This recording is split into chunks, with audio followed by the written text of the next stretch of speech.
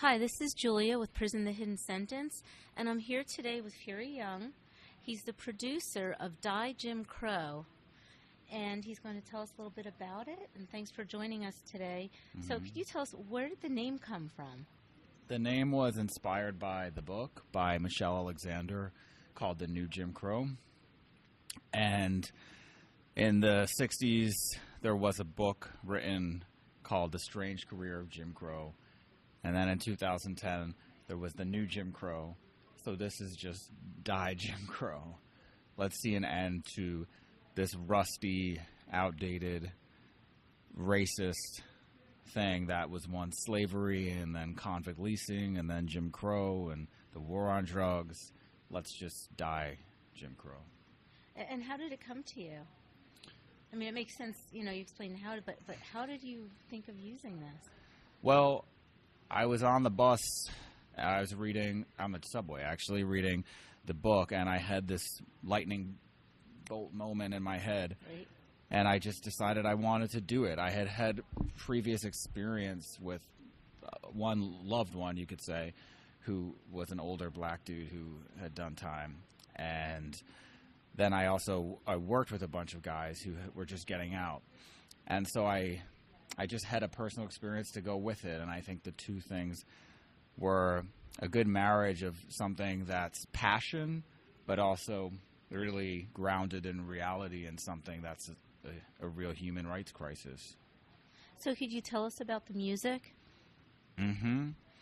Yeah, so far we've released a 6-song EP. We put out a book in conjunction with it, and the album is here, and it's also on vinyl. And the EP was recorded at Warren Correctional Institution, which is a close security prison in Lebanon, Ohio. And the rest of it was recorded with formerly incarcerated artists in Brooklyn, New York, and Philadelphia. And I'm currently working on trying to gain access to prisons across the country for the full-length LP. And the music itself is very various in terms of genre. There's hip-hop, there's rock and roll, there's some jazzy stuff, and the full-length album will have a lot more. Yeah, well, I listened to one song, and I thought it was very powerful. It talked about hope, and I think that the songs that you've spoken about that are out there, and they're telling a story, which I think will be really good. So what I'm wondering is, you said that you went into the prison to record this. Well, how did you get instruments into the prison? So we actually didn't bring our own instruments, funny enough. We brought a lot of recording gear. But the instruments were, they were the musicians, or the drum set was the churches. But in terms of the equipment, we just went through security. It took a while, but they had their checklist that I sent to them, and they checked off each thing. And we ended up basically building a makeshift recording studio in the visiting room. It was in the visiting room. Were there any visitors there, or did you have an audience? No, it was on a Monday and Tuesday, back-to-back Monday and Tuesdays, and it was shut down. There was no one in there except for us and an officer watching. So how many inmates in the prison when you were doing the recording were involved? Okay, well, we actually went twice. So we went in January 2015, and that was the first time me and Dr. Israel, my co-producer and engineer, had ever recorded in a prison. So we were both a little bit green, wasn't sure the best way to go about it. I mean, yes and no. We learned a lot, but we got a lot of great stuff. We actually recorded with a 26-member choir, so 26 people the first time around. But the thing is, we decided that from those recordings, the a cappella stuff was what would be the most useful, because when we did stuff with a band, we didn't have time to get isolated instrumentals and a really clean sound that would be studio quality, competitive with what you hear on the radio or whatever in terms of quality of recording. So we decided to go again And this time we worked and had a lot more time with individual artists. So the first session in January 2015, it was just 2 days, and it was mostly this 26-member choir, and then a couple hours on day 2 with just individuals. But by next year, well, about 10 months later, in November of 2015, we came back, and we had all those months to prepare. So I was on the phone with Anthony McKinney and Mark Springer, 2 of the main songwriters, pretty much every Sunday. It was like our church, or mine. Right. And we talked about the songs every weekend, about how they were going. And so by the time we got there, they had them down pretty well.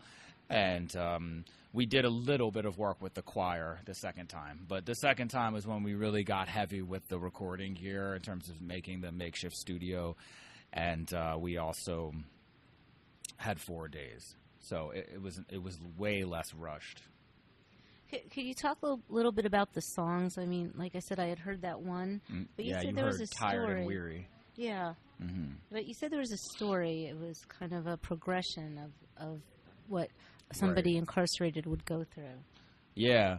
So the album itself is, it's about racial injustice in the mass incarceration era, which we're living in today.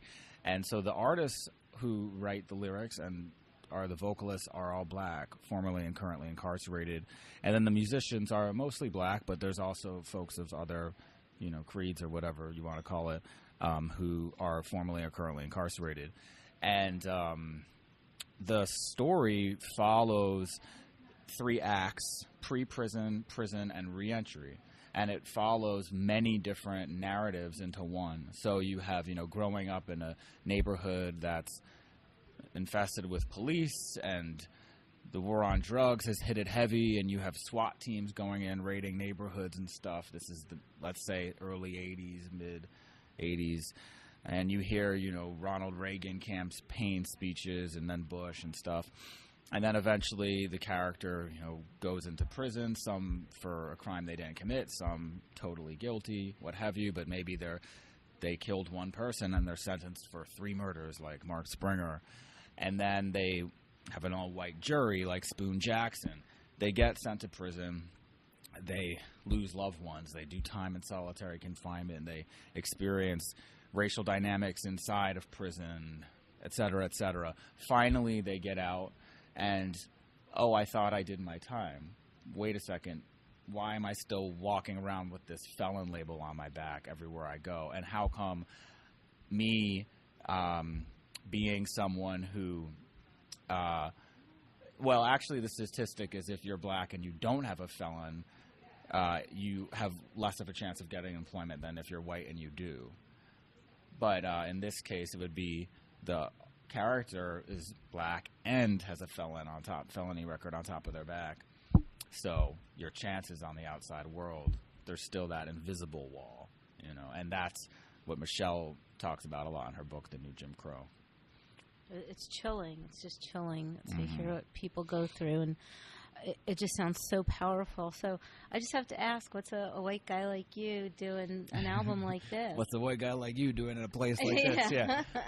Well, what I said before about Pridgeon, who was the man I was talking about, who was your mentor, a mentor of sorts, a real funny one, but a mentor of sorts, and just knowing people who had done time. And then, I think that there's definitely philosophical and psychological things that I find to be just universally human about prison and freedom. And I'm always asking myself, what is freedom?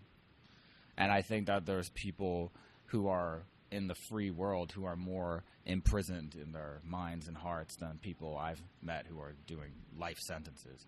So that's something that just drives me a lot from just a psychological, mental level. And, I grew up with blacks, Puerto Ricans, Chinese, Dominicans, so, I never really felt extreme racial divides ever in my life. Nothing ever extreme, never.